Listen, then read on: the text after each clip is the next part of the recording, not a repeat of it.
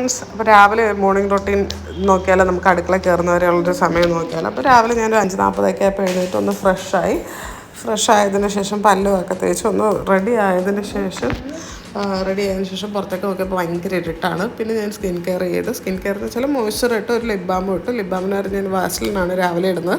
അത് ഇട്ട് രാവിലെ നേരെ അടുക്കളയിലേക്ക് പോവുകയാണ്. അടുക്കളയിലേക്ക് പോയി ജനലൊക്കെ തുറന്ന് നല്ല തണുത്ത കാറ്റ് വരും. അപ്പോൾ അതൊക്കെ കഴിഞ്ഞ് പിന്നെ അരിയൊക്കെ കഴുകി അടുപ്പിൽ വെച്ച് അത് വേവാൻ സമയം എടുക്കുമല്ലോ.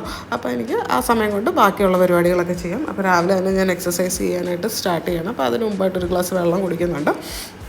അപ്പോൾ അത് കഴിഞ്ഞിട്ട് രാവിലെ എക്സസൈസ് സ്റ്റാർട്ട് ചെയ്തു. എക്സസൈസ് ഒരു 10 to 20 മിനിറ്റ്സാണ് മാക്സിമം ചെയ്യുള്ളൂ. അത് കഴിഞ്ഞിട്ട് പിന്നെ അയൺ ചെയ്യാൻ ഇച്ചിരി സമയം ഉണ്ടായിരുന്നു. അപ്പോൾ ഞാൻ അതും കൂടെ ചെയ്തിട്ട് രാവിലത്തെ മോർണിംഗ് ഡ്രിങ്കിലേക്ക് പോവാണ്. അപ്പോൾ ഡീറ്റോക്സ് ഡ്രിങ്കാണ് ഞാൻ ചെയ്യുന്നത്. അപ്പോൾ നാരങ്ങാവെള്ളം മഞ്ഞളും ഓരോ ദിവസം ഓരോ ടൈപ്പാണ്. ഇന്ന് നാരങ്ങാവെള്ളം മഞ്ഞളും ഇട്ടാണ് കുടിച്ചത്. പിന്നെ ഒരു ഗ്ലാസ് കാപ്പിയും കൂടെ എടുക്കുന്നുണ്ട്. രണ്ടും കൂടെ എടുത്ത് ഞാൻ ടേബിളിൽ കൊണ്ട് വെക്കും. അത് കഴിഞ്ഞ് സമയം പോലെ അത് കുടിച്ച് തീർക്കുകയാണ് ചെയ്യുന്നത്. ഒരു 1 hour കൊണ്ട് ഇതെല്ലാം കുടിച്ച് തീർക്കും. പിന്നെ പ്രാർത്ഥന കഴിഞ്ഞിട്ട് അപ്പോഴത്തേക്കും നല്ല വെട്ടമൊക്കെ വന്നു കഴിഞ്ഞു.